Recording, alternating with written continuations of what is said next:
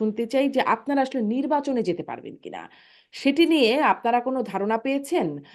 কোনো আপনাদের কাছে কোনো বার্তা পৌঁছেছে কি? কারণ আমরা দেখেছি যে কদিন আগে এই উপদেষ্টা মাহফুজ আলম তিনি বলছিলেন যে আম আওয়ামী লীগকে আর নির্বাচনে অংশগ্রহণ করতে দেয়া হবে না। এই প্রসঙ্গে তিনি বলছিলেন যে বাংলাদেশপন্থী যারা আছে, বিএনপি, জামাত সহ যারা বাংলাদেশপন্থী আছে তারাই শুধু নির্বাচন করতে পারবেন বা রাজনীতি করতে পারবেন। এখন আপনারা ফ্যাসিবাদের দোসর হিসেবে ট্যাগ পেয়েছেন। আপনারা নির্বাচন করতে পারবেন কিনা? আপনারা বাংলাদেশপন্থী না বাংলাদেশের আ মানে তার অপোজিটে যারা আছেন তারা কোন পাশে পড়ছেন বা আপনাদের কোন পাশে ফেলা হচ্ছে? শারমিন, মাহফুজ আলমের একটা বক্তব্য উনি বলেছেন, আর সংস্কার কমিটির প্রধান, নির্বাচন সংস্কার কমিটির প্রধান বদ্যুন্মাল মজুমদার বলেছেন যে আওয়ামী লীগকে নির্বাচনে আসতে দিব না, এটা আমাদের কাজ নয়। নির্বাচন কমিশন বলেছেন সবাই নির্বাচনে অংশগ্রহণ করতে পারবে, আমাদের মধ্যে কোনো বাধা নেই। কার বক্তব্য শুনবে জাতি, আর কার বক্তব্য নিবে সেটাই আমরা চিন্তা করে পাচ্ছি না। আমরা বাংলাদেশি, বাংলাদেশের পক্ষে, স্বাধীনতার পক্ষে, স্বাধীনতা সার্বভৌমত্বের পক্ষে, মুক্তিযুদ্ধের পক্ষে একটি শক্তি আমরা। সেই দলকে যদি আপনি বলেন যে যারা মুক্তিযুদ্ধের বাংলাদেশের পক্ষে কি জামাত? জামাত তো এখনো ক্লিয়ার করে নাই তাদের বক্তব্য। খালেদ মহিউদ্দিনের প্রোগ্রামে দেখলাম বারবার উনি চেষ্টা করতে চাচ্ছেন বাইর করার জন্য, আপনার প্রোগ্রামে দেখলাম, কিন্তু এখনো ক্লিয়ার ওনারা বলছেন না। জাতীয় পার্টি তো মুক্তিযুদ্ধের পক্ষের শক্তি, তারপরেও আমাদের বৈষম্যের শিকার, বৈষম্য বিরোধী বলে এখন বাংলাদেশে বৈষম্য চলছে। জাতীয় পার্টি বৈষম্যের শিকার। আমরা তখন বলেছিলাম যে এই বৈষম্যতে আমরা যখন শিকার হচ্ছি, আগামীতে কিন্তু আরো রাজনৈতিক দল হবে।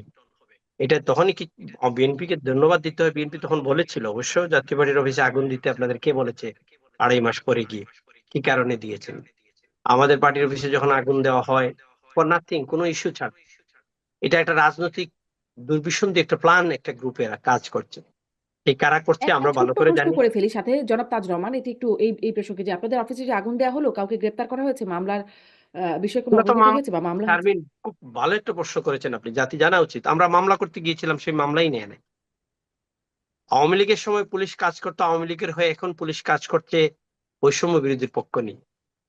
বাংলাদেশের কোন গ্রুপ কাজ করছে আমরা এখনো জানি না। ইউনূস কি চালাচ্ছেন দেশ, নাকি বৈষম্য বিরোধী, নাকি কোনো অদৃশ্য শক্তি চালাচ্ছে দেশটাকে? মামলা নেই নাই, মামলা করতেই পারি নাই, এখনো প্রোগ্রাম করতে পারি না, আমাদের প্রতি বৈষম্য করা হচ্ছে।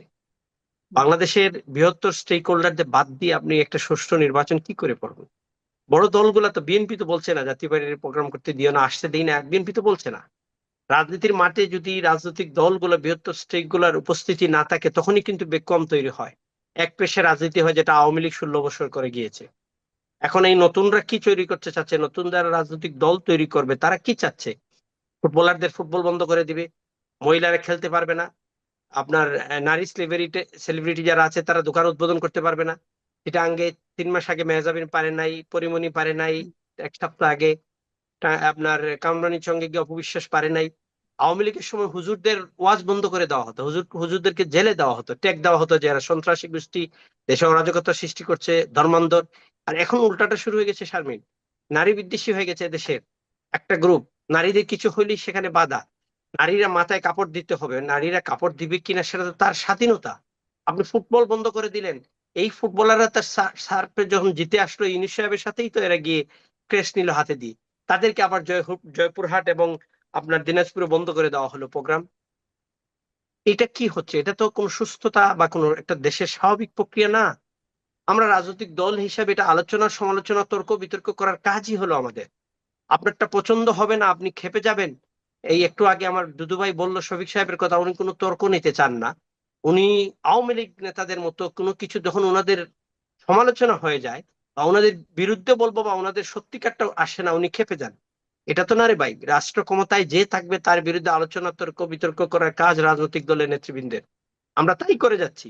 আপনি ভুলটা সংশোধন করেন, বমুলের দিকে খেয়াল দেন, আপনি মানুষের জানমালের নিরাপত্তাটা নিশ্চিত করেন, এটাই তো রাজনৈতিক দলের কাজ, তাই করে যাচ্ছি আমরা।